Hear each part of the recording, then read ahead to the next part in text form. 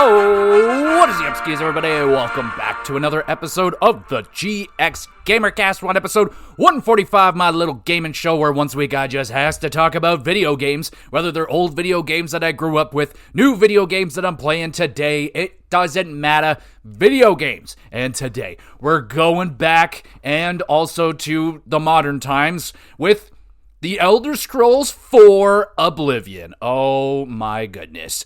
So I got some history with this game. I did not experience it for the first time with the incredible shadow drop of the remastered Oblivion. That is the version that I played this time around, but I played the OG back in the day. Sort of. We'll get into that, but before we dive into the Oblivion retrospective / review, let us discuss what I've been up to over the last week or so. As I always encourage you, the viewer, the listener, let me know what you've been up to over the last whatever amount of time. It doesn't matter. Let me know what games are you diving into right now. Did you play Oblivion Remake for the first time? Did you revisit it? How did you like it? All that great stuff. Let me know what shows you're diving into right now, and if you saw any good movies, or even bad ones, let me know.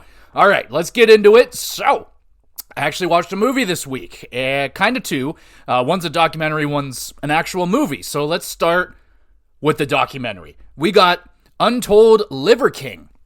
So, I really had no interest in really watching this one because I knew about this Liver King guy.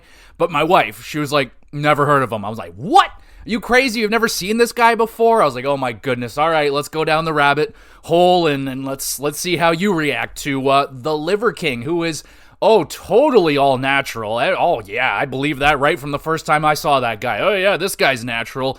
Baloney. So, you know, you get, I imagine a lot of people know who the Liver King is. He is this absolutely jacked human being that would eat raw testicles and livers, and yeah, he made a whole, basically a cult following behind this guy and made everybody start eating meat only, eating testicles and fucking livers and all that stuff. Now, the guy's got a couple of good points here, absolutely. Liver is an incredibly, healthy thing to eat. There's a ton of great stuff in it. I've eaten liver before. Not by choice. I grew up very poor, and my dad would trick me every now and again, call this a steak, and then I would eat it. I'm like, why is it mushy? Why does it taste like blood? And so I have feasted on cooked liver before. I will never eat it again. It is, it starts out okay, and then it quickly goes downhill. So, yeah, I'm not a liver guy, but I did watch The Liver King. And, yep, I didn't really... The only thing that I learned new about the guy was, the stuff he was up to before he got really well known as The Liver King. And, yeah, he was basically a scam artist. If people knew what this guy was doing before he hit the internet and started doing what he did, I mean, there'd be a lot of red flags. Okay, this guy, he's just a scam artist. He knows how to scam people, but yeah, he started just saying that, yeah, I'm all natural. I looked like this because I eat testicles and work out, and no, nobody looks that way naturally. And when the day finally came, he was like, yeah, I'm taking fucking everything. I'm spending $15,000 a month on performance enhancing drugs, PEDs, and well, that's what I just said, but yeah. Was I shocked when that happened? Absolutely not. Oh my goodness. I mean, same thing with that Andrew Tate guy. They're not the same, awful. I mean, Liver King is not as bad of a human being as Andrew Tate. But when I saw Andrew Tate, I'm like, what the fuck is this? What are we, back in the 50s and the 30s and shit, where you're beating the shit out of your girlfriends and putting them what? Why are people following this guy? He's a psychopath. And yeah, I'm not shocked he's running away in different countries trying to evade police. But yeah, Liver King, I saw it coming the first time I saw this guy, and the first thing, when he was just I'm all natural, it's just okay. But yeah, I watched the guys. I didn't follow him or anything. You just kind of can't help it. He got into everybody's freaking equation, whatever the hell you call it.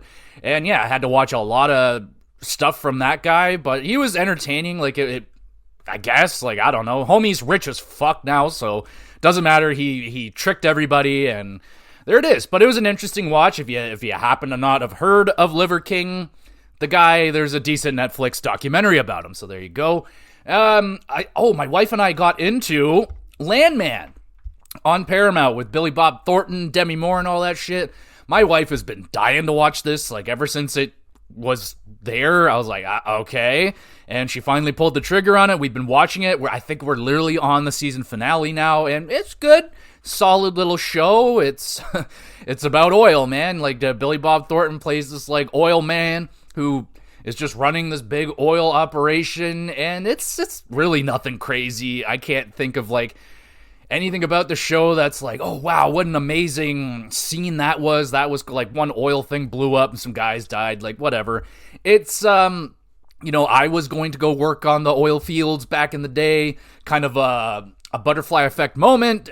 I didn't go, and here we are. But, I guess it kind of opens up your eyes to what it's like to work in the oil fields. I mean, not really. It's fine. I can't really recommend it. It's not like, I've enjoyed it more than Andor. There's that. I mean, I don't know what it is about Andor that is just so I think that show's so boring. It's just not for me, I guess. I don't know. I'm pretty sure I'm going to give up on Andor, or maybe try and rewatch it with my wife or something. I think she might like it, but I'm not liking Andor. I don't like Andor, the character. I think he sucks. I just don't like that guy. Anyway, so I tried to watch an episode of Andor. It didn't work. I couldn't get into it. I'm enjoying Landman more. Clearly, I'm already at the end of the season, and it's a solid watch. Like, it's if you like Billy Bob Thornton, like, I like the guy. It's a weird performance he's putting on. It's kind of like Billy Bob Thornton mixed with Hank Hill, like, boy, I'll tell you what. And but then he'll go on those rants. You're like, oh, there's Billy Bob Thornton right there. Bad Santa. He's like, oh, shit, fuck. And, like, he's just swearing up a storm. And I like that, but it's fine. I really, it's like right at 6 out of 10 show right now. It's not amazing. It's not bad. It's just kind of there, and it's all right. So I've been watching that. That's on Paramount Prime. No, that's on Paramount Plus. What's on Prime was the movie that I watched, and I watched Nosferatu. Oh, yeah, on Amazon Prime. The fucking vampire. It was good. I liked it. What do we say about this one? Was it scary? No, not really. The best part of the movie was when homie travels to Transylvania and fucking goes to the buddy's castle, and, like, that first interaction where Nosferatu's, like, talking with the dude, that scene was outstanding. So tense and creepy and unsettling. You're like, oh, something terrible's about to happen. And by the end of it, like, Nosferatu kind of lost his luster, this kind of aura that he built about him. I honestly laughed at, like, the final scene that you see the vampire in, just not a very intimidating look for the creature at the end, but overall, beautiful movie. Holy crap, the cinematography in this movie is insane. Like, the shots that they take in here are gorgeous. It's dark, and also there's some, like, really just nice outdoor scenes. It's a beautiful movie, man. The scenery is gorgeous, like old school Germany, gothic architecture is fucking banging. Music was good. The acting, I didn't check any of the actors, but I think it's Bill Skarsgård who plays Nosferatu. I'm just guessing because it felt very creepy and ominous, like the It character that he did. So I think it was Bill, but overall, like, there was some unsettling scenes. There is quite a bit of nudity, so take that into account. It's very much so an adult movie. I enjoyed it. I thought it was good. I didn't get scared or anything, but I was just really into the atmosphere of the movie. It was fantastic. Yeah, I did it with like an 8 out of 10. I thought it was a great movie. More than likely won't remember it at all. It's not going to be in like my top movies or anything, but I enjoyed it. I've never seen the original Nosferatu. I have seen like lots of clips of the movie, and yeah, I think they did a decent job with like, you know, what was so great about the old Nosferatu from like, when did they make that? Like in the 20s or something? It was just how creepily it was filmed. The usage of shadows and everything was just so amazing. And they do a good job here. I can't tell if it's like CGI or if they actually were able to get the shadows. Obviously, some of them weren't. There's like a shadow that goes across the whole entire city, and that's kind of like how Nosferatu like travels with the shadows. Really cool. I liked it. I was thinking, I've never actually seen like a Dracula movie before. I've seen a handful of vampire movies. I liked it. It was good. 8 out of 10 for Nosferatu. Now, in terms of video games, finished off Oblivion, so I played that. We're done there. I don't think there's anything else. I got all the achievements except for the DLC, which I don't think it came with the DLC on the Game Pass, so I didn't play no Shivering Isles, sadly. I would have loved to, but I didn't see it. So, I got all the achievements. That's the first game I've ever gotten all the achievements for, so that's something, and, it feels nothing like popping a platinum trophy, so sadly, you don't get anything extra for getting that perfect gamer score, which sucks, but finish that off. And I'm still playing some Final Fantasy VIII. I'm on disc 2 of 4. So, I didn't play a lot of it because there's another game we'll talk about in a second that really just took me over this week, but still plotting through Final Fantasy VIII. It's definitely different. It plays a lot, well, not really plays, but it's definitely different from Final Fantasy 7 and 9. Like, there's a lot less boss battles going on. It doesn't even seem like all that focused on, like, combat or anything. There's not a lot going on with that. The combat almost seems like back burner, and it's more about the story, but even the story hasn't really, I'm not like, oh, wow, this is amazing. It's fine, I'm enjoying it, but yeah, still plotting through Final Fantasy VIII, but the game that took me over this week was Clair Obscur Expedition 33. Holy crap. Game took me over this week. I really struggled to pull myself away from it and finish off Oblivion. Thank God I was right at the end of Oblivion. I was like 2 main quests away and I was done, so it took me like an hour to finish that off. But oh my goodness, Clair Obscur. So I was at a crossroads this week. I was like, am I gonna start up Death Stranding? Because Death Stranding 2 is right around the corner. I haven't played it yet, so I was like, I want to play that. Then I was talking with the homie Billy. I'm like, yo, like, what do you? We just talk games. I'm like, I'm kind of thinking about these games. He was like, oh, I heard. Well, he actually texted me. He was like, have you played Clair Obscur yet? And I'm like, no, not yet. I want to. And he's like, oh, it looks like your kind of game. I'm like, I know. A lot of people are telling me that. I'm like, fine, I'll dive into it. And holy crap, this game has got its hooks in me, and it's not letting go. I don't know how far I'm into it, but I'm far. I'm far. I played quite a lot of it this week, and it is blowing me away. It might very well be next week's episode. The pace that I'm going through this game, I'll probably be done it pretty soon here, and we'll discuss this game in detail because, wow, does it ever deserve it? There is a lot going on with this game. It's just constantly blowing me away. It is so beautiful. The music, bro. The music, oh my god. Yeah, we're going to do a full episode on that. I'm taking a lot of notes throughout this game, and it's just keeps handing me more and more. I'm like, oh yeah, this is definitely building up for a nice episode. For Clair Obscur Expedition 33, holy crap, if you have not gotten onto that game yet, I kind of wish I got to it before I did my Game Pass episode, because I was just praising Game Pass, and I haven't even gotten to the coup de grace yet, man. This is maybe the best game on Game Pass on the Xbox library right now, so play it if you haven't gotten to it. It's a turn-based RPG, but even if that turns you off, it is not your typical turn-based RPG. It's very action-heavy. It is awesome. So yeah, I'll be doing an episode on that for sure, and there we go. So let's get into it, baby. We're going to be talking about Oblivion. Let's get into it.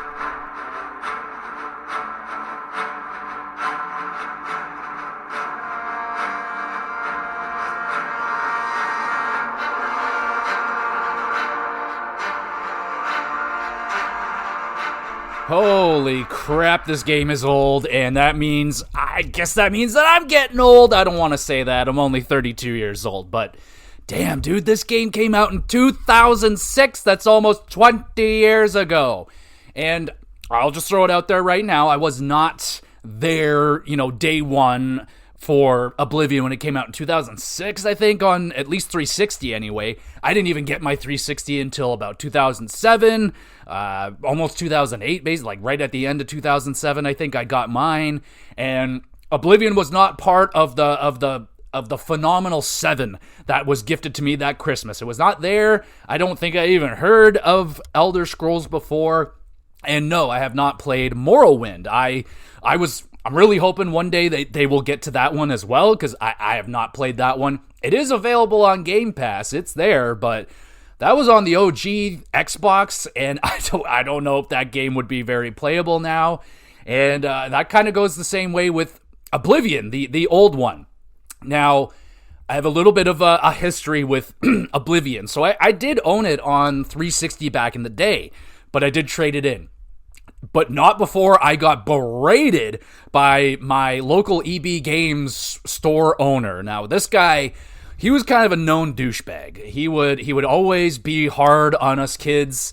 I mean, granted, homie probably had to deal with a lot. He was in the mall, so he probably had to deal with a lot of just, annoying kids and students all the time. I felt like our friend group was pretty well behaved. We would just enter the store and he would already be all over us. I think he would be like one at a time, only one kid can enter at a time. Anyway, guy was a total doucher, especially if you're in a group. But this particular time, I went to the mall to trade in this game all by myself. Because, you're a high school kid, I didn't have a job yet, so I had no money, and I probably needed the newest Call of Duty, and I needed to trade in some games with some value, and I guess Oblivion had some value. And I went to trade in this game, and the guy wouldn't let me do it. He's like, what the hell are you doing? I'm like, what do you mean? He's like, what are you doing? Are you trading this game in? Like, did you beat it? And I'm like, no, I couldn't. Like, I played like an hour or two of it. It sucks. It's boring. I don't like it. And he was just like, you're not trading this game in. Like, go back, try again. He's like, what are you doing? I'm like, I'm just doing the main quest. Like, I'm in this fucking sewer with a bunch of rats, and it's bullshit. Like, I don't like it. It's so boring. And then he was like, oh, bro, like, you gotta get the hell away from the main quest line and start doing guilds. I'm like, what? What the hell is a guild? So, yeah, that I had no idea what the hell I was doing. I cannot remember if I already played Fallout. I'm pretty sure I got into Fallout before I got into Oblivion. So I played Fallout 3, maybe even New Vegas by this point, but didn't know what Oblivion was all about. And if you don't know what Oblivion is all about, it's a Bethesda game. It's what we would call over here a Western RPG. So it's a first-person game, which is kind of odd for an RPG. You don't get a lot of first-person, RPGs. I think some like really old-school dungeon crawlers were like that. But that's kind of what this game is. Kind of like an older Baldur's Gate, like even further back, older games, like a dungeon crawler, but with a big open world now. And, oh, buddy, this game was huge in 2006. This was a console seller for the 360. There wasn't a whole lot there at the beginning of Xbox. Like, yeah, you got the Call of Duty 2 gun and like American Wasteland. Like it was a wasteland at the beginning of the Xbox 360. Not a lot of great games there, but the big one was when Oblivion dropped. Holy crap. Like I heard a lot about this game, but looking at it, it's not like the most stunning. It was a pretty stunning looking game for the time. I remember reading it in the magazines, and I remember reading about that DLC in the magazine as well. Well, we'll get to that. That was a thing. And kickstarted a whole, actually, should we just get into it now? So, pretty well-known story. One of the first paid DLCs was in Oblivion, and it was for the horse armor that you actually get for free at the beginning of the remaster. They just give it to you.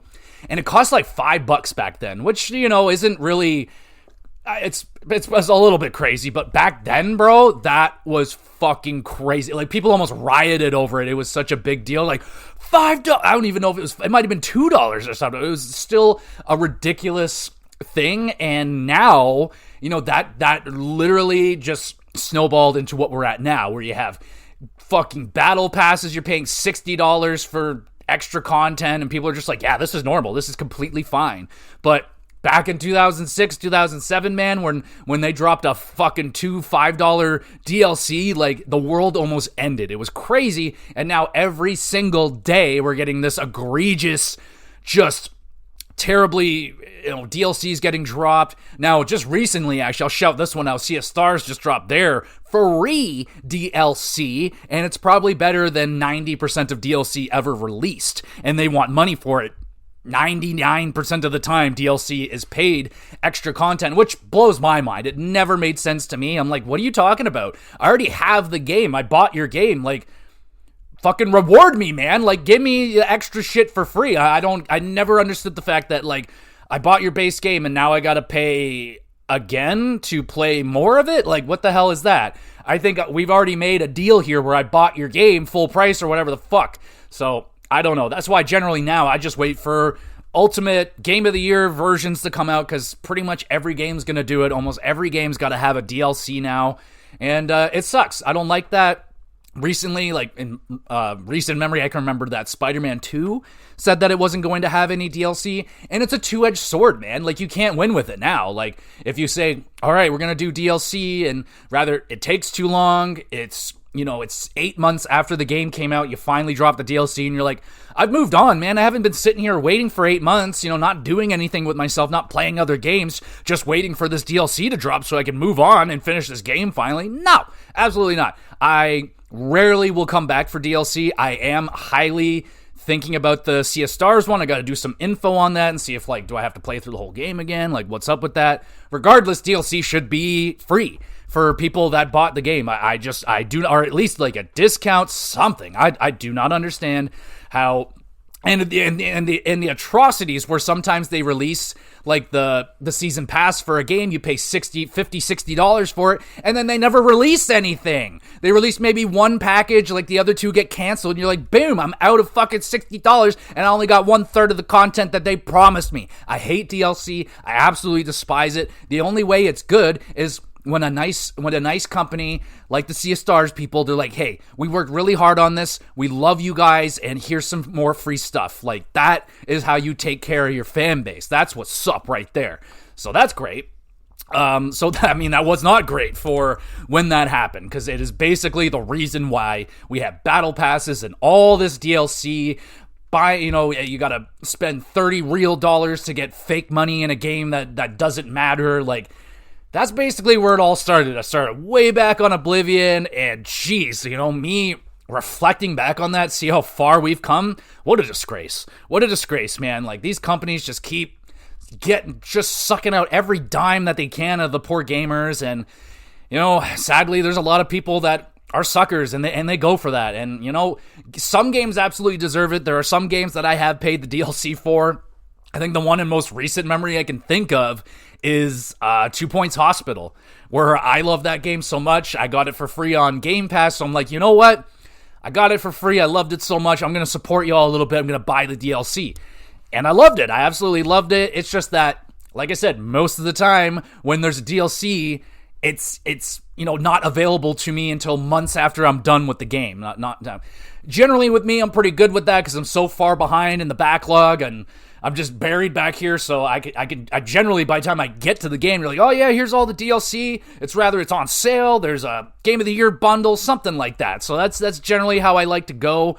And actually, I'm going off on a tangent here, my bad, but just recently, Metaphor ReFantazio just got announced to come out on Game Pass. I fucking shit my pants. That is probably the number one game I am hyped to play. Like, that's the game I want to play the most. And the fact that it's coming out for free, but I was also like, I know they're gonna release like a big DLC for that game, then they're gonna release like a big super mega edition of the game like they did with Persona 5 Royal, and like I wanted to wait for that and pay for it because I know I'm gonna love it, but now I can play for free. So hopefully if they are going to do a DLC, it's coming sooner rather than later, because I don't know how much longer I can hold off of Metaphor, especially if it's just sitting there in my library soon. So that's freaking awesome. Let's get back to more awesome stuff about Oblivion. So anyway, back to the story of the guy that would not let me, so he wouldn't let me trade the game in. So I had to go back home, which, back in the day I didn't have a car,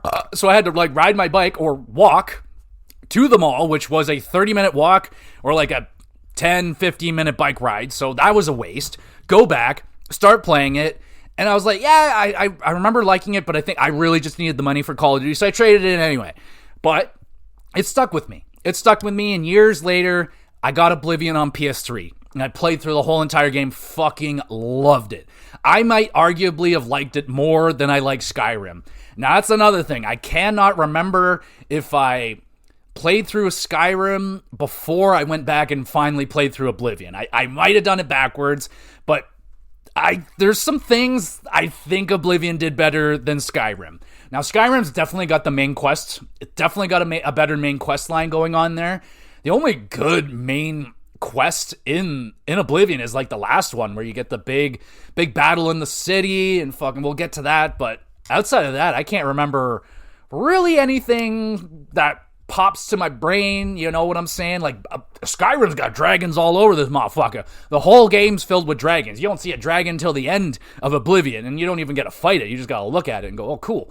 But, yeah, I think it's the guilds that I do prefer. In Oblivion, I think the quests were a little more fun, but for me, Oblivion, that's the bread and butter of the games. For both 4 and 5, it's the guilds for me. That's where all my great times and memories with the game are. Like, oh my god, when I finally got to the guilds, that's when I was like, oh man, this game, it clicked.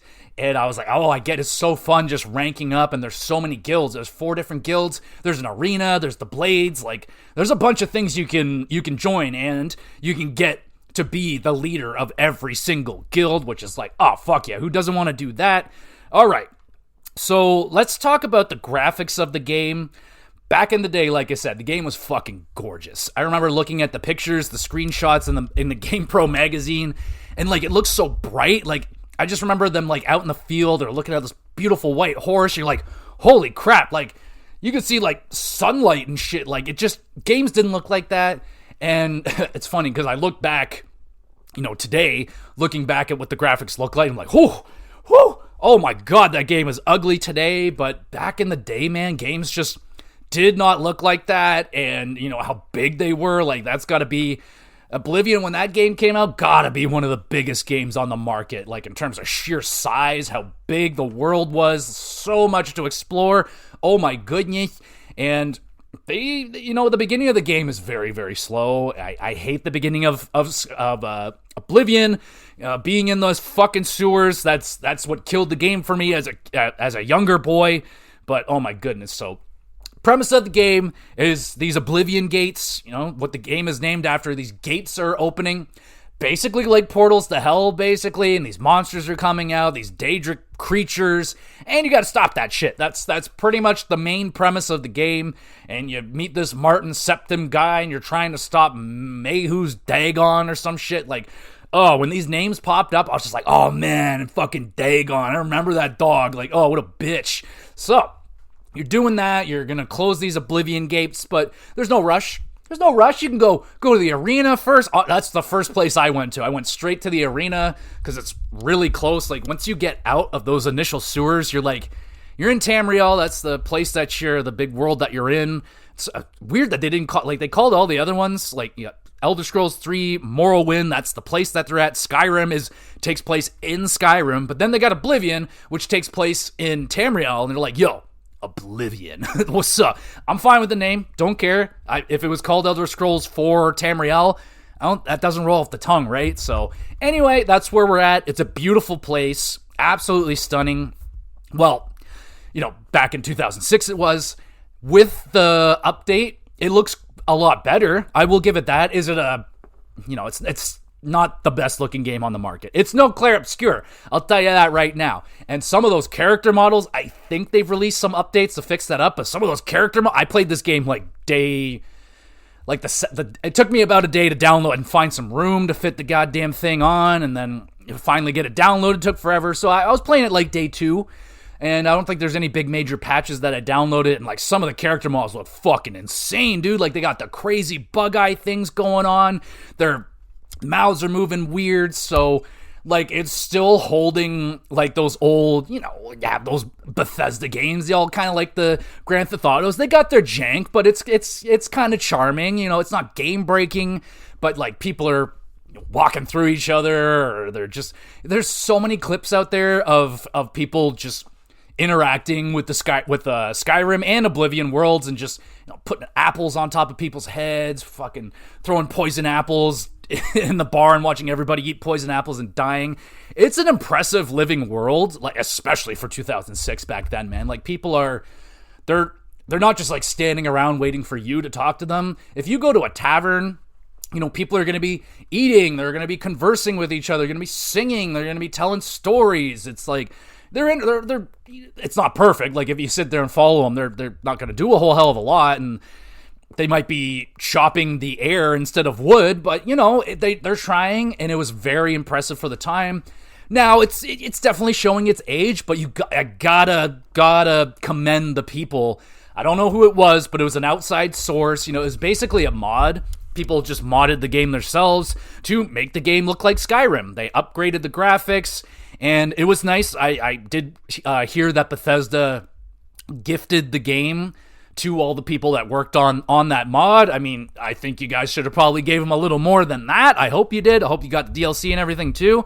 But that's awesome, man. That's what I wish more companies would do. Like, if you like, some of the mods you get in video games are better. They make the game better. Like, I had so many freaking mods on my Skyrim on my PC back in the day, man. Like, I made things like the foliage looked more full, like everything looked better. And like, why don't game companies like utilize that more? Like, hire on some of these really impressive modders and be like, yo, make my game run better, make my game look better, we'll pay you, and we'll fucking, yeah, like, why are you guys not using, I mean, I guess, like, they're using it without having to pay for it, right? Like, these people are like, here, mod our game, do whatever you want, and, like, put it out on Steam or whatever, and yeah, you guys can update and play with our game, and then we're getting more life out of our game. We don't have to pay you anything, allegedly. So, but it was at least nice that they gave them something, so that was cool. That's gotta be a hell of a task, man. Gotta be a hell of a task to, I don't know if they like 4K'd everything. They must have, because the game is fucking massive. It's like 150 gigabytes. Ridiculous. So it's, like I said, it's definitely a lot better than it looked in 2006, but it's not fucking blowing me away in any way, shape, or form, man. Like, I really like the way that the towns look. Like, I like how they're all laid out. I don't know the name of it, but maybe it's like Lewin or something, but it's nice little cottagey motherfucking area with the little bridges that you're crossing. I'm like, oh my God, there's so many. Maybe that's an episode for a day. Just like places I would want to live. There's so many, especially growing up as a kid. I'm like, oh, look at that little nook right there. I would cozy up and I would just live there, man. Like, how many times did you say that as a kid? Like, yo, I just want to live here, man. I just want to live in this place, and like, Oblivion would be a nice world to live in. And once all the gates and everything are gone, it's pretty fucking magical, man. It's a pretty beautiful looking place. It's trees, I like trees. Do you like trees? Trees are nice. They're all over the fucking place. But yeah, it's, again, not the craziest looking game. It was fine. I had a ton, and I mean a ton of hard crashes. We're talking like probably a dozen hard crashes, like not good. So the game is still not optimized very well. Crashed a bunch of times, man, like so many times. Now we're in modern games now. Games are quick saving constantly, so you're not losing a whole lot of anything. So it's just inconvenient, hard crash right back to the dashboard, restart the game up. If I can get through that, it takes like 10, 15 seconds. Not a big deal, but it happened a lot. Like a lot. I should have jotted down how many times, but I'm thinking about a dozen. Thinking about a good hard dozen there where, yeah, just hard crashes. Odd glitch every now and again, like I got stuck in a rock maybe now, here and there. But yeah, just kind of the usual jankiness of the Bethesda games. They still haven't really cleaned that up, which is unfortunate. But it is what it do. It's kind of expected at this point with these big open world games. All right, let's move on to the sound design of the game. And that might have been the biggest nostalgia wave that I got hit with in a minute when I finally booted up this game and it started and that opening theme hit, just I fucking almost shed a tear right there. I got emotional. I was like, oh my God. It's just all the memories of like Skyrim and Oblivion. I was just like, oh, it just hit the feels. Like I might bawl like a baby if I ever boot up Skyrim again and get that or whatever the fuck. Oh my goodness. I haven't played Skyrim in so long. I can't play it no more. Like, all those re-releases, I've already played through it twice, like in major ways, like 100+ hour playthroughs. I've done a few, so I'm good on Skyrim. We don't need any more. Like, fucking, if I ever see a Skyrim remake ever again, I'm gonna be upset because we need Morrowind now, right? Like, go do Morrowind. We'll Fallout 3 first, then maybe Vegas, then we can get the Morrowind. And then that'll probably be like 10 years, so maybe you can get the Skyrim at that point. Maybe re-release the Oblivion remaster the remaster. We're doing that shit. Okay, but the music, damn, dude. There's some tracks, man. There's some tracks in this game that mostly just nostalgic because you hear, they're not like bangers. You're not sitting there fucking bumping and grinding and shit. No. It's just that. How often are you you're at the Mage Academy or whatever, you're sitting there building some spells, and you got that background just do do do do do. It's just peaceful and elegant. It's Renaissance-y, you got to get that Renaissance feel. You're in this medieval-y game. Fuck yeah. The music absolutely hits. I still love the music in this game. And in terms of voice acting, I only have beef with, it's that one freaking female voice actor. She's in everything. She does she's voicing everything. She's in a bunch of TV shows that I've watched. I had to stop watching The Expanse because she's in it, and I can't stand her voice. It drives me crazy. You might know what I'm talking about. She's like all the Argonians, the female Argonians, the female Khajiit and all that shit. Fucking hate her voice. It just irks me. There is like a lot of, you will hear the exact same voice out of a lot of different characters. So like, they don't have like hundreds of voice actors on this game. You will hear the same voices coming out of different people. You're like, hey, I heard your voice over there. What are you doing over here in this guy now? What's up with that? Anyway, it's fine. The voice acting's still good. The task of making a game this big and all that voice acting that's in it. What a freaking, I don't know if they did any, changing of the original voice act. I don't know. They might have added in some more extra lines. Might have added in some new tracks or something. I don't know. Should have done more information, but it inoffensive to me, aside from that one lady who, when I hear her voice, I'm just like, you ruined The Expanse for me. That show was decent, and I can't watch it because she's so annoying. Okay, that's enough of shitting all over that lady. She's probably really nice, but let's talk about the gameplay of this freaking game. So you start the game, you gotta create your character. I chose the Khajiit, or Khajiit, whatever the hell it is. I really wish I saw I went online and I saw some of the creations that people were making with the ogre dude. Oh my god, it's some of the craziest fucking things I've ever seen. And I just chose the cat. I made him look kind of like Hellboy, a huge jaw. He looked kind of cute. But the big problem, I don't take a lot of time building up my characters in the Bethesda games because you never see them anyway. Like, I wish you can see them, like, in the cutscenes, like, something more there where it would actually matter. Like, you're just covered up in armor anyway, so it doesn't really matter what you look like. I chose the cat. I was just a sword and board, sword and shield. If you don't know, sword and board, I heard Greg Miller say it, and I've been using it ever since. Freaking awesome. And yeah, that's pretty much, none of the other stuff's really all that good, man. Especially I played Avowed earlier this year, and it felt like a way better Skyrim. It felt like just the magic especially was so much better, and nothing here is really upgraded.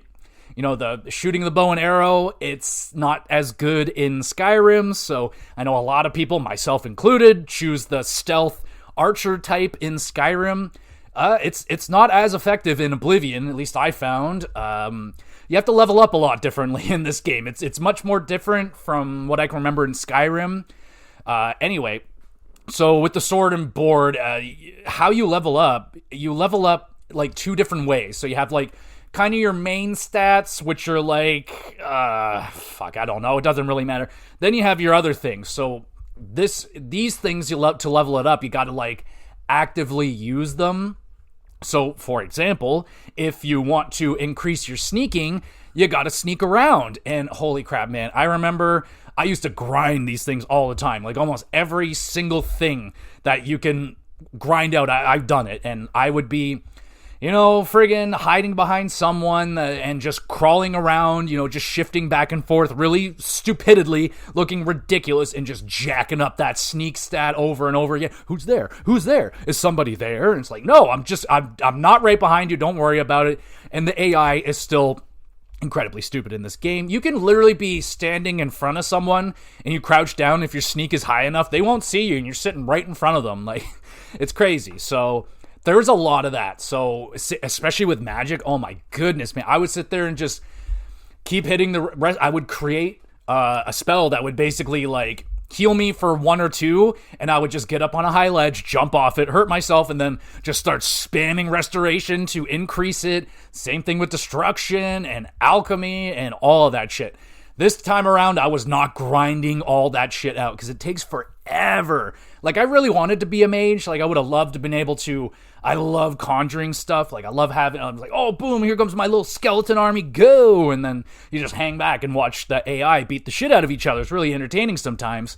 But yeah, like, it was just really easy to level up blocking and the sword, because all you got to do is hack and slash, and you're cranking up your blade, you're cranking up your whatever, you got your block, you got, yeah, I was like a master at block and the heavy armor, so you can leveling up all that shit, and then you got to level up, like, I don't know how many, probably like 10 to 15 of those stats, then you actually get to level up, and to level up, you got to go take a nap.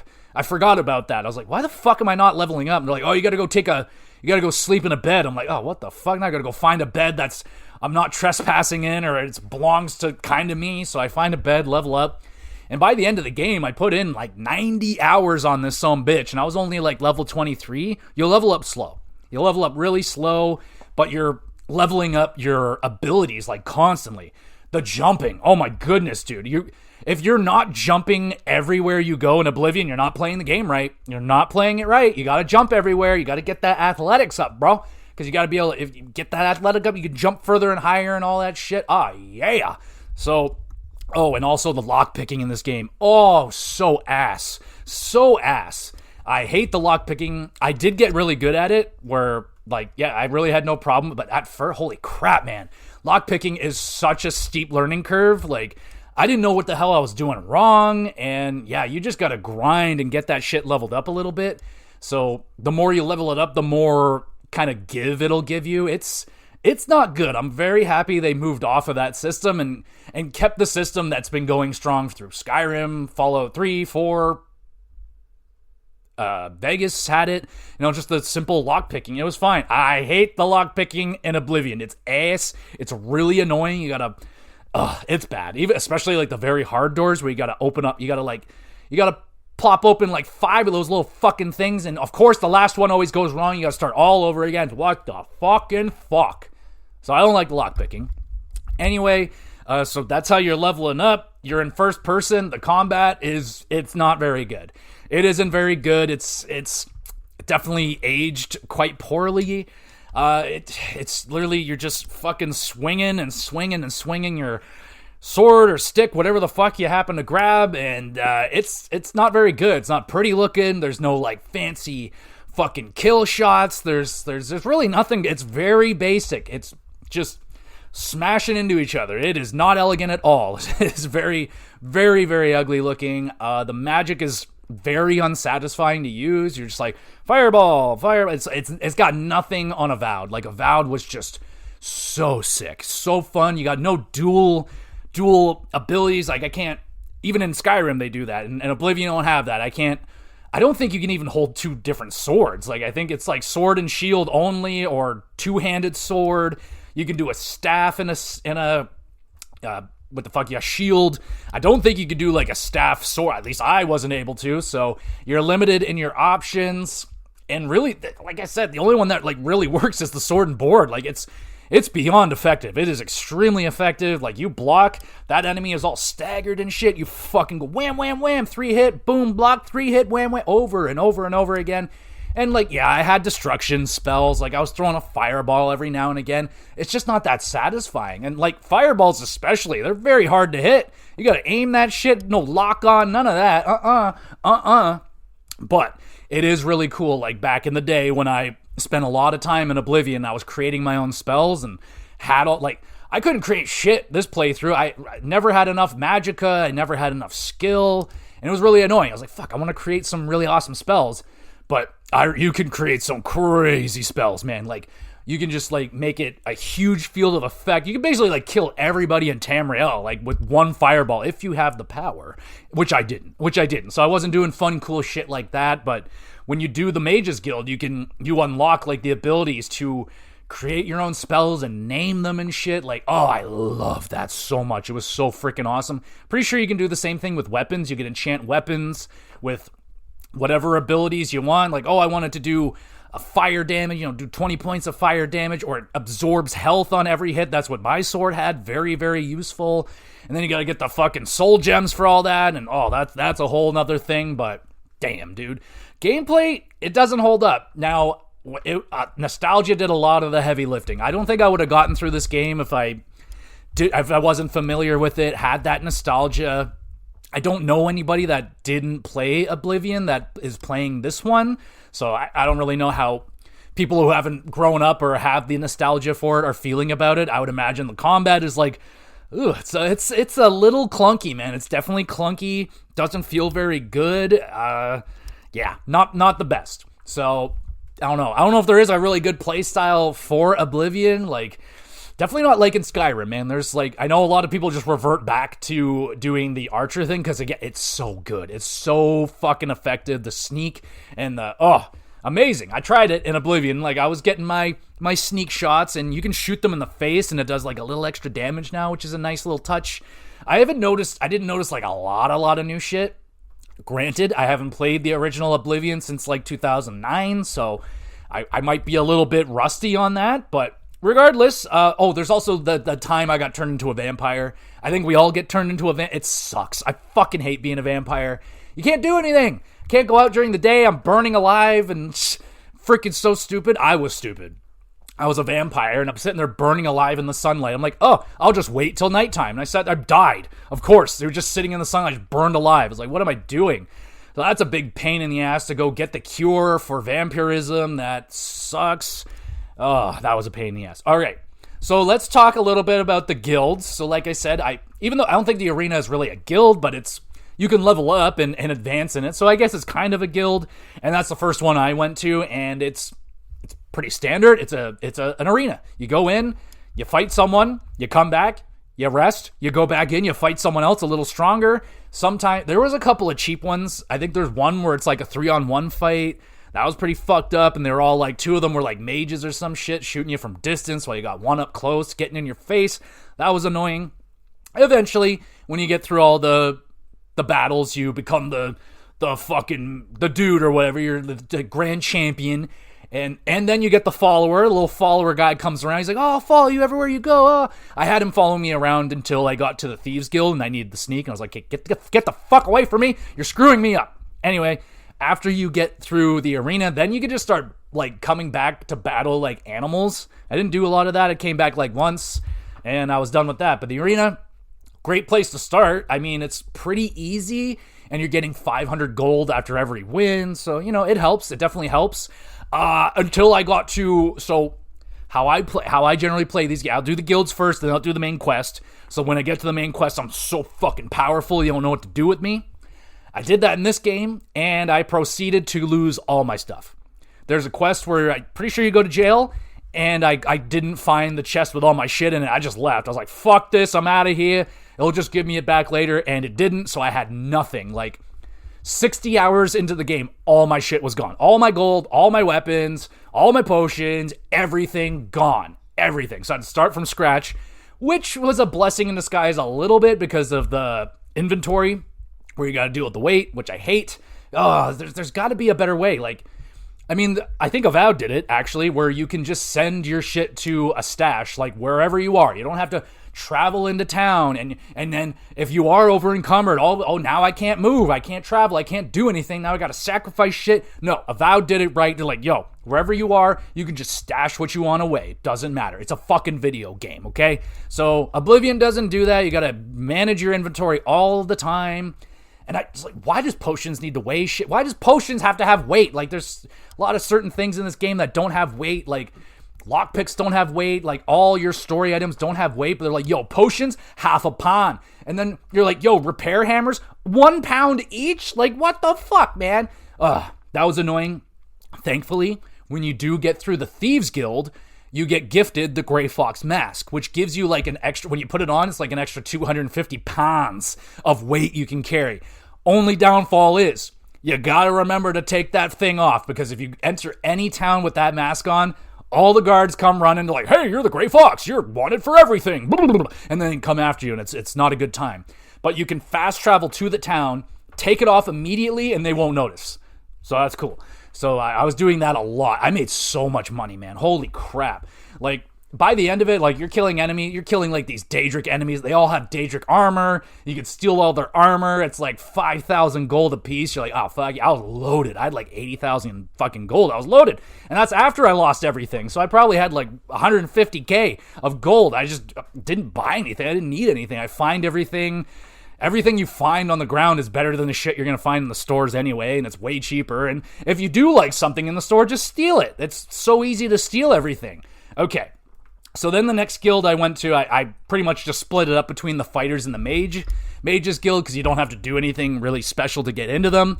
Fighters guild, literally, you just walk up, they're like, yep, you're in, and then you just start doing shit. The fighters guild's okay. You start with little simple shit, like pest control. You go up to someone's house, and they're like, you enter this house with all these rats, and you're like, oh, you want me to get rid of the rats? She's like, no, there's a panther down there. Go kill the panther. You're like, oh, shit, all right, I almost killed all your rats. So pretty simple, but then at the end you get to take out the Blackwood Company. Blackwood Company. They're basically like the not so nice Fighters Guild. They'll do shit that the Fighters Guild won't, and yeah, so you got to take them out. It's pretty awesome. Then with the Mages Guild is a little more tedious because you got to go to every single guild in every city and get a recommendation for them, and that generally means you got to go do something for them, and then only then, after you go through all 6 of the cities, you do the recommendations, then you can actually start the Mages Guild. So it takes quite a bit. And then you get in there, the guild is like in the Imperial City, and it's like a big fucking, what do you call it, like a school, kind of a arcane, if you will. And it's cool. Like I said, you get access, the more you level up, the more access you get. You can like I said, you can enchant your weapons, you can create spells. It's really awesome. Then eventually you become the Archmage, and it's like, yeah, whatever. It was all right. I already robbed the Archmage of all of his cool shit before I could be him, so I was like, oh, whatever, I already got all your great stuff, so I'm out of here. Then I got into the Thieves Guild. I love the Thieves Guild.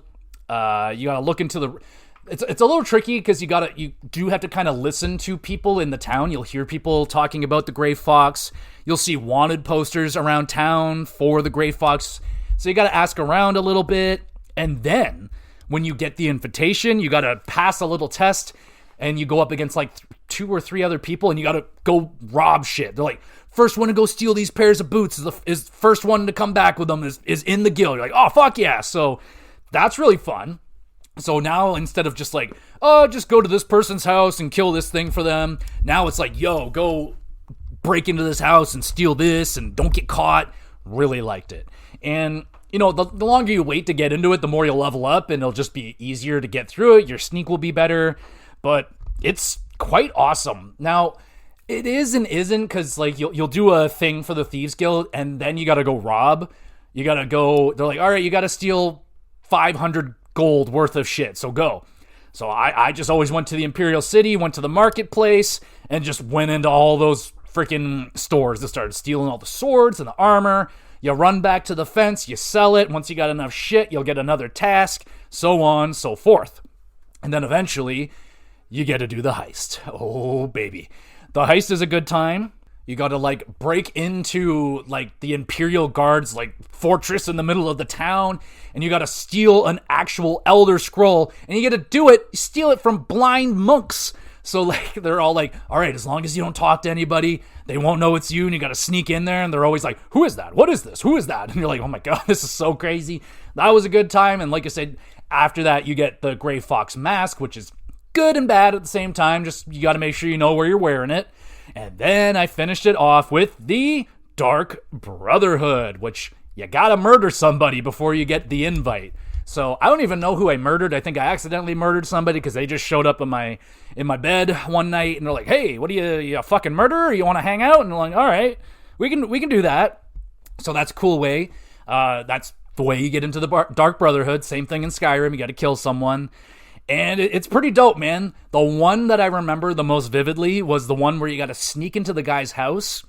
And you gotta wait for him to sit in his little chair. You gotta wait for the certain time, and then you fucking drop a mounted like animal head on him, and it kills him. So it's I remember having to wait so long for him to sit in that chair. I remember I was just spamming like spells up in his attic, just whoom, whoom. I'm like, I wonder if he's ever gonna notice me, and he just didn't. It was just, that one was always really fun. like, I think the Dark Brotherhood, I think it's safe to say it's the most fun, unique of the guilds, because you gotta do a lot of fun shit. And you gotta finish it off by going to a party and killing everybody in there. So they're like, yo, we got like 5 or 6 people we tricked to go to this house for this fake treasure hunt. And then they send you in there and you gotta kill everybody in the house without them knowing. It's kind of like Clue. You're slowly killing off everybody and they don't notice. They're like, huh, I'm all alone. And you kill them. It's just like, oh, fuck yeah. So that was really fun. I really enjoyed the Dark Brotherhood. Really awesome. And then I finished the main quest. So we kick it off by me losing all my shit. Great way to start it off. I'm like, for fuck's sakes. That was in the Mystic Dawn dungeon. That's where I was pretty early on in the main quest too. So I lost everything.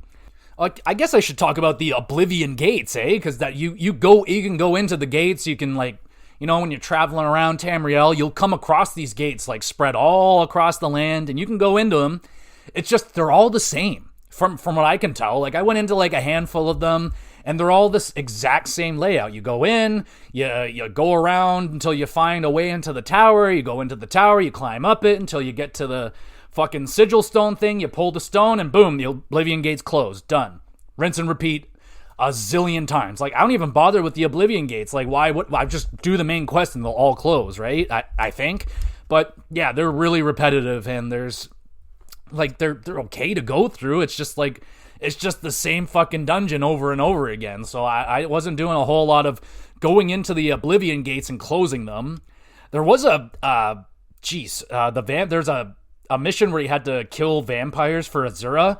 Holy fuck. I think that might have been like, there is scaling with the game where eventually they'll put in like harder enemies if you're a higher level. That might have been a problem for me here, because they put in some like really tough enemies, and like a lot of them. I think I ended up running through. There was a few things where I just had to like run through. I think it might have been one of the Dark Brotherhoods. Like, I had to go down in this crypt, and there must have been like 2 fucking dozen of those really nasty wraiths, like the king ones with the crowns, and those guys are fucking nasty. And there must have been a dozen or 2 down there. And I had to run through that whole place. I was like, I can't even kill one of these dudes, let alone 12. Like, holy shit, just peppering me sometimes down there. And I guess I'll touch on like back to the graphics. I guess the creature designs are much better than the original. Like, I saw all the updated character models, and they're quite good, man. They're quite the step up, so they did a really good job there. No new enemies or anything, but I like the enemies in Oblivion. They're really, like, Daedric dudes are always really creepy and making really scaly sounds and all that shit. Oh, buddy, the Battle of Bruma, that shit was rough. That took me like maybe like 8 or 9 tries. Like, I just could not get through it, man. Rather Martin gets killed or I get killed. So you're just outside of this town.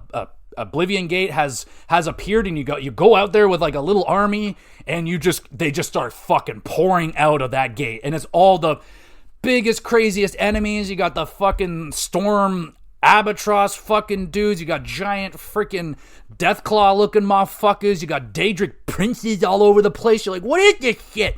And they're just everywhere. They're half my army doesn't even have weapons. They're going in with hand-to-hand combat. I'm like, what are you doing? Oh, I had to replay that so many times. I actually had to leave. Go do some other shit for a while, maybe level up a little bit, come back, and then I finally got through it. But holy shit, that was tough. That was some tough stuff right there. And then the final quest. The final quest was awesome.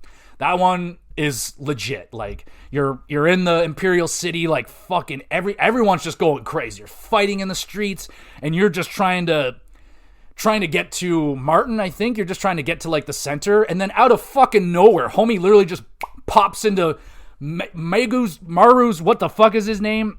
Fucking Mehu's Dagon or what? Homie appears. He's like 80 feet tall, 4-armed fucking monster demon looking thing. I'm like, holy shit, this is fucking cool. I barely remember it. I know I did finish it back in the day. I actually did. One of the few people that actually finished off the main quest in Oblivion. I did it, and I did it this time too. And then, spoilers alert, if you don't want to hear what happens in the final quest, fucking homie, 3, 2, 1, homie turns into a dragon, and it's a fucking dragon fight versus the big 4-armed demon dude. He gets blasted in the face with molten fire, and then Dagon is done. Martin turns into a stone dragon, and that's it. Game's over. People come up to you like, holy crap, that was crazy, eh? And then you just move on. You just keep going. And you can just continue. And I must say, I don't know what, I go on to howlongtobeat.com, tells you how long games are, how long to beat it, just main story, completionist, all that shit. And it said for Skyrim, 16 hours for the main quest. That sounds right. 46 hours for main and extras. I'm like, what? Like, what is main and extras? Is main and extras the guilds? Because there's no way you're getting through all the guilds in like under 50 hours. Not happening. And then completionist, it was like 80 hours. I'm like, what? I was like, there's no way. It took me way. Like, granted, I did fall asleep once, but I still clocked in at like 93 hours. I took 3 hours off for sleep, and I clocked in about 90 hours. And there's still dozens of side quests. There's so many side quests I didn't do. I pretty much just focused in on guilds and the main quest. And I was getting, like, if you just go to a tavern, ask anyone about a rumor, more often than not, they're going to give you a quest. And there's so many of them. There are so many of them. There's probably dozens of like really good ones that I'm missing, but I was done. I was getting rather bored, especially with the combat. Like, I just never really, I dreaded getting into combat in this game. It's just like, it's just fucking smashing the swing button, just swing, swing, swing, and hope for the best. It's a little monotonous for sure, but I had a great time with this game, man. I really did. I had a blast coming back to the game, revisiting it, and yeah, it's been a long time since I played Oblivion. I loved revisiting the guilds. That's definitely my favorite part of both the Elder Scrolls games that I've played. I think the guilds is where it's at. If you're struggling with the game and you're not having a lot of fun and you're only doing main quest, get on those guilds, baby. Like, especially the Thieves and the Brotherhood guilds especially are very, very fun. Really enjoyed those. And yeah, really love the fact, like, it's another, I'm not going to call it a home run, but it's pretty freaking close. Maybe a double, maybe a triple for Xbox Game Pass. Just shadow dropping this game out of absolutely nowhere. Loved it. And it was a huge success. A lot of people played it. A lot of people enjoyed it. And I'm very optimistic for the next ones. I'm hoping we get Fallout 3 next, because I know they've been working on that one. And it should be coming out around when Season 2 comes out for Fallout, the TV show. So I hope that is going to work out, and that is what they're planning. That would be perfect, because, man, I would love to revisit Fallout 3. That would be awesome. So there we go, everybody. That's, well, let's wrap it up, and let's give this thing a score. So like I said, the graphics, not like it's an upgrade for sure, but it's still, it's not like a stunning game by any means. It has a lot of hard crashing, a lot of bugs and stuff like that going on with the game. Very consistent, so that's an issue. The combat is not very good. It's quite grindy. It's very repetitive, and hasn't really stood the test of time. They would want to maybe contact the Avowed people, even though they're in their organization with Bethesda. Help them out a little bit, because that can use some love for sure. But outside of that, the guilds are awesome. The main quest is a little boring. The first like half of it is rather tame, but the back half is really good. The guilds are awesome. Music is great. The sound, the voice acting is quite good. The story, whatever. I mean, I'm not the biggest story guy, but it's a decent story, whatever. Some shit's fucking hell gates are opening all over the place. Gotta close that shit. Pretty simple. Overall, 7.5 out of 10. I thought it was a really good game. Really good remake. The original obviously scored a lot higher for me back in the day, but it is what it do. It was a great time. I am happy that just came out of nowhere. Perfectly dropped for me. Like, I was like, just dying for something like that, and boom, got it, and it was awesome. So let me know what you thought of Oblivion, the remastered. Did you play the original and all that stuff? Let me know about all the crazy things you got up to, the crazy spells that you made, crazy weapons that you made, and just the crazy memories that you have revolving around the Elder Scrolls 4 Oblivion. So there we go, everybody. Another episode done. You are the best. Thank you for listening. You want to be even more of the best, though, make sure you're reviewing the podcast wherever you're listening to it. You could drop a comment on Spotify, leave a review, please and thank you. Nice, honest review. If you have any constructive criticism, be my guest, man. It's always welcome. Just, be nice. Be constructive about it. Don't just be mean. And what else? I upload all these episodes to the YouTube channel, Gamer GX Videos. You can go over there, subscribe. Another great place. You can drop a comment over there. Anything you want a question answered live in the pod, anything about wrestling, video games, or hockey would be preferred. And there's a Twitter page as well. All those links are in the description. So go there, subscribe, follow along, and all that great stuff. In terms of what else we got going on with the podcast right now. Did the hockey cast. Leafs blew it again. What else is new? 9 years in a row now. So we're going to break that one down again. I think I went about 35, 40 minutes of a rant on the Toronto Maple Leafs. So it's one of those. I also talk about round 3 and do some predictions there, along with what other news is going on around the NHL. But continuing that next week with the hockey cast, and it's going to start getting lighter now because now we're down to 4 teams. There's not going to be as much hockey. So we're probably going to start doing the team breakdowns. Going to go through all 32 teams, break down their season, where they're at, where they're going, what they could do, what they should do, and all that stuff. We'll be doing that all summer long with all the teams. So if you want me to get to your team, just send it in and I'll push them up further up the list. I'll probably just be going alphabetical order, or actually I'll probably be going in reverse order from best to last. First to worst. So we'll start with all the worst teams and we'll work our way up and so on and so forth. So it doesn't matter. I don't know how I'm going to do it. I'll do it though. That's how it's going to be.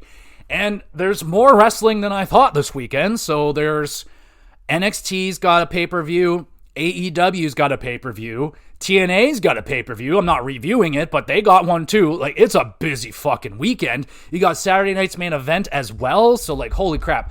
I might be a little bit late on these reviews. We'll see how much of it I can get watched, but there is a lot of wrestling this weekend, so be on the lookout for pay-per-view reviews for AEW and NXT. I don't know if I'll do them separate or together, but it'll be there for you, so be on the lookout. Next GamerCast, looking like it might be Expedition. Excuse. Oh my God, I'm dying. I'm dying over here. All right, might be Expedition 33 next week or Final Fantasy 8. It's going to be between those, whichever one I get done first. And I think that's going to be everything for y'all right now. One more time, thank you so much for listening. We'll be back again with some more GX Plus Cast.